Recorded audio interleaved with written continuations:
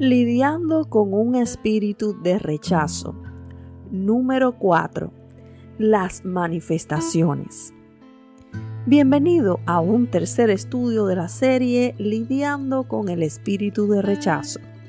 Recordemos brevemente que en el estudio anterior hablamos sobre la maldición del rechazo y dijimos que cuando una persona deliberadamente rechaza el conocimiento del Dios verdadero, ésta cae bajo la maldición del rechazo y puede ser entregada a una mente reprobada para llevar un estilo de vida destructivo. Hicimos referencia a la historia bíblica del rey Saúl, quien por su constante desobediencia fue rechazado por Jehová y entregado a un espíritu malo que lo atormentaba. Dijimos que Saúl vivió sus últimos años consumido por la envidia, la inseguridad, la sospecha y ninguno de sus hijos pudo sentarse en el trono de Israel, pues la maldición del rechazo llegó a reflejarse en toda su familia.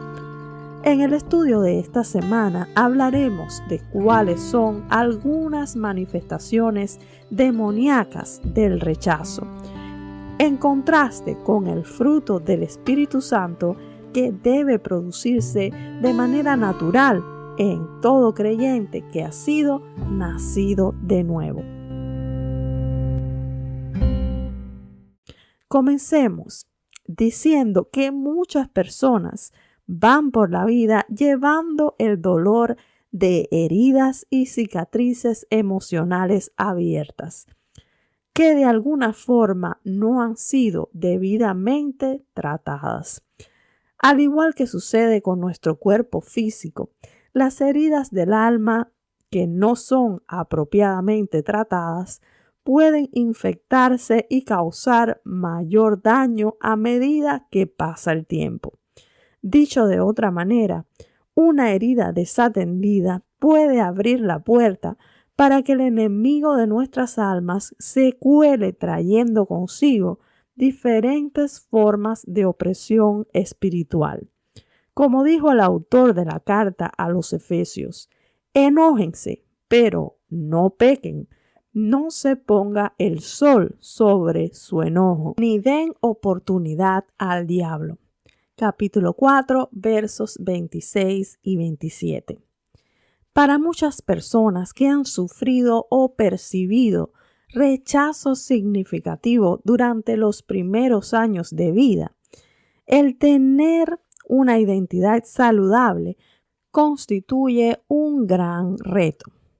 Ellos pueden llegar a la conclusión consciente o inconsciente de que algo anda mal con ellos para de alguna manera haber merecido ese abandono y de esta forma llegan a autorrechazarse. Estas personas invierten una gran cantidad de energía y recursos en busca de aceptación, con lo que pueden desarrollar personalidades alternativas y desasociarse de quienes son realmente.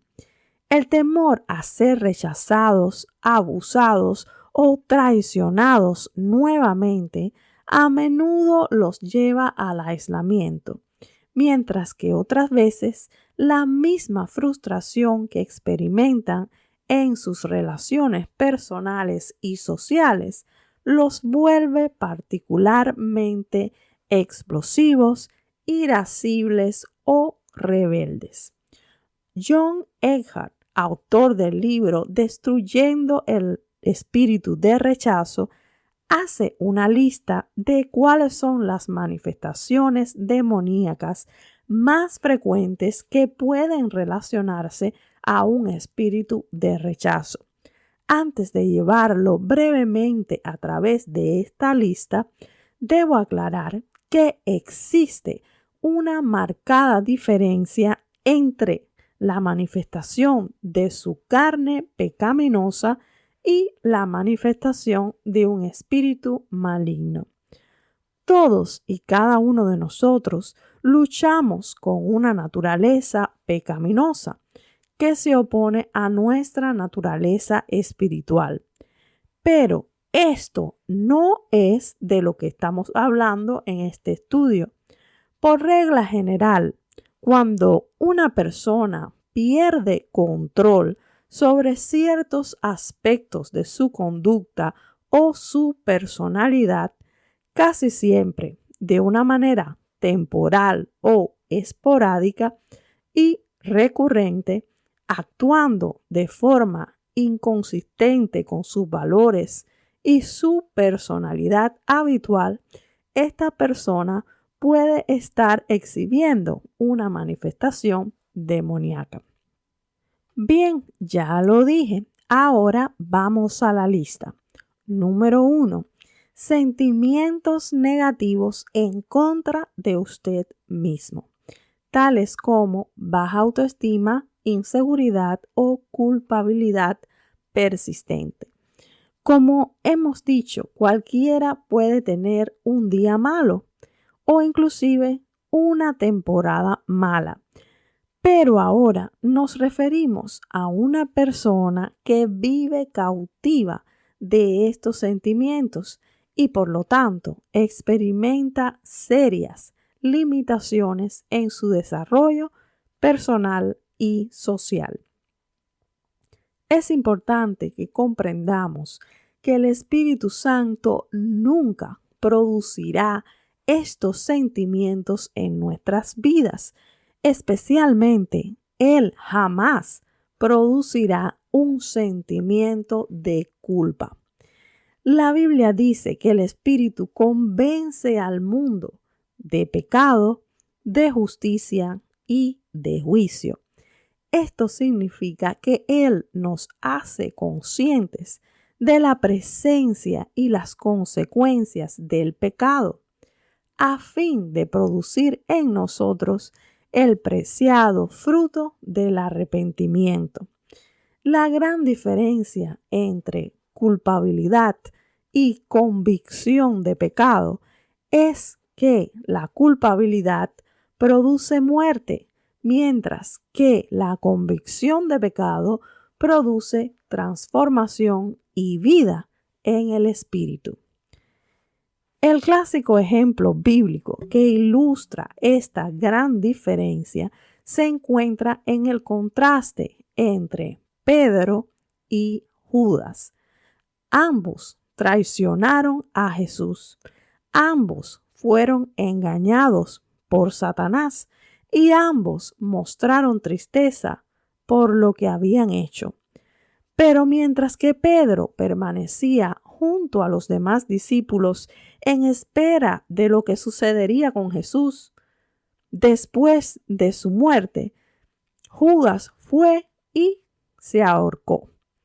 Pedro fue perdonado y restaurado al ministerio del apostolado, pero el lugar de Judas quedó vacante. Si tu motivación o tu falta de motivación tiene su origen en un sentimiento de culpa, debes saber que has caído en la trampa del enemigo. Número 2. Depresión. La depresión es uno de los grandes males de nuestra sociedad moderna.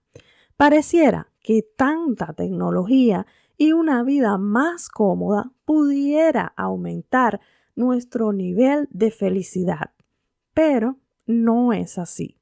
Las personas que luchan con un espíritu de rechazo no pueden evitar enfocarse todo el tiempo en lo negativo que hay en sus vidas, a la vez que minimizan todo lo bueno.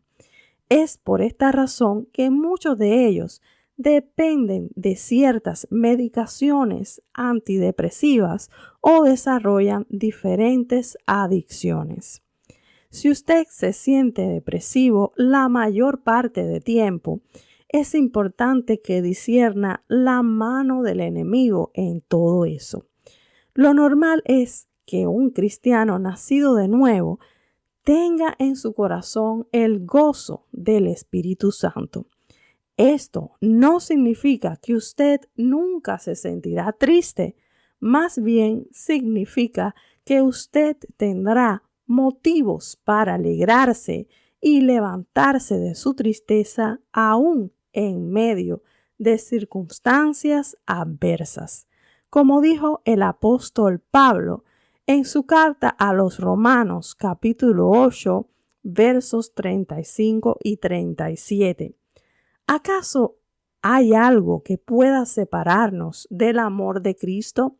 ¿Será que Él ya no nos ama si tenemos problemas o aflicciones, si somos perseguidos o pasamos hambre, o estamos en la miseria o en peligro o bajo amenaza de muerte? Dice más adelante, claro que no. A pesar de todas estas cosas, nuestra victoria es absoluta por medio de Cristo, quien nos amó. El gozo del Espíritu es la seguridad y satisfacción de nuestra absoluta victoria en Cristo. Esta victoria está fundamentada en la obra que Él hizo por nosotros y por lo tanto no puede ser alterada por las circunstancias o sufrimientos de esta vida terrenal. La convicción y seguridad inamovibles que produce el testimonio del Espíritu en nuestros corazones son el motivo de este gozo sobrenatural. Número 3. Perfeccionismo. El perfeccionismo es, en este caso, una estrategia de la persona que anda en busca de aceptación y afirmación. Las personas perfeccionistas pueden ser bastante intolerantes y críticas consigo mismas, pero también con los demás. A menudo estas personas se trazan metas irrealizables y poco prácticas, las cuales persiguen de forma compulsivamente, absolutamente obsesiva. Los padres con tendencias perfeccionistas son intolerables con sus hijos y pueden abrumarlos con sus exigencias irracionales. De la misma forma, los esposos o esposas perfeccionistas tienden a ser intolerantes y crueles en el trato de sus parejas, y los pastores perfeccionistas son especialmente críticos con sus congregaciones. El perfeccionismo es una imitación barata y nociva de la excelencia cristiana que puede llevar a un espíritu legalista, contencioso y sobre todo hipócrita. Número 4. Orgullo. La Escritura habla extensamente sobre el peligro del orgullo y la soberbia. Aunque dedicaremos un estudio completo para hablar de esta manifestación, por el momento diremos que muchas personas afectadas por un espíritu de rechazo tienden a tener una apariencia de orgullo. El orgullo no debe constituir una fortaleza espiritual de maldad en la vida del cristiano que ha sido nacido de nuevo, pues según la carta a los Gálatas 5:23, el fruto del Espíritu es mansedumbre, es decir, humildad.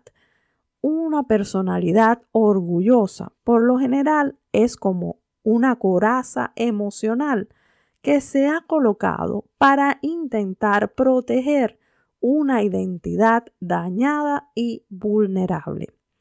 Para ilustrar el carácter espiritual de la soberbia, recordemos la historia del rey Nabucodonosor de Babilonia, a quien Jehová hirió con locura durante 7 años, y esto debido a su arrogancia. Daniel 4:33 dice: en aquella misma hora se cumplió la profecía. Nabucodonosor fue separado de la gente y comió hierba como las vacas, y su cuerpo se empapó con el rocío. Su cabello le creció tan largo como plumas de águila, y sus uñas se parecían a las garras de las aves. Número 5. Miedo y paranoia. Hablaremos de este punto en nuestro próximo estudio. Sin embargo, baste con citar 2 de Timoteo 1:7, donde Pablo dice que Dios no nos ha dado un espíritu de temor y timidez, sino de poder, amor y autodisciplina. Muchas personas con espíritus de rechazo están atados a miedos irracionales y paralizantes.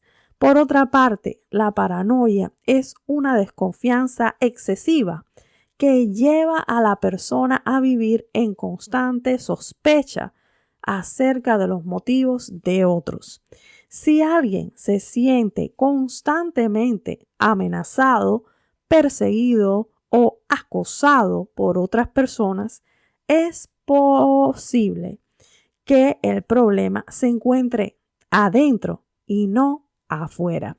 Recuerde la historia de Saúl y David, que dice en 1 Samuel 18, 9 al 12. Desde ese momento, Saúl se puso celoso con David. El día siguiente, Dios hizo que un espíritu malo atormentara a Saúl y comenzó a delirar como un loco.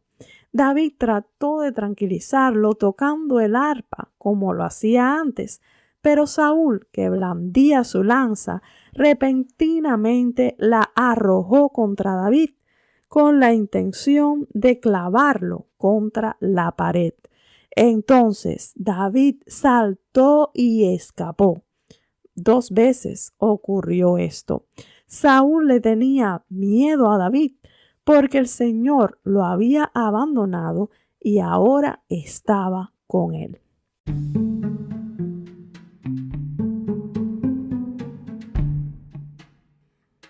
Hey, gracias por escuchar este podcast de estudio bíblico Pescadito.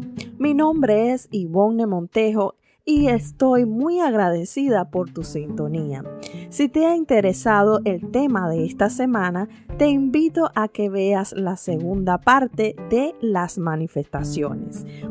Recuerda que puedes visitarnos y dejarnos tus comentarios, preguntas o inquietudes en nuestra página web o en nuestras redes sociales, a donde eres más que bienvenido. Por ahora yo me despido, no sin antes desear que el Señor te bendiga más.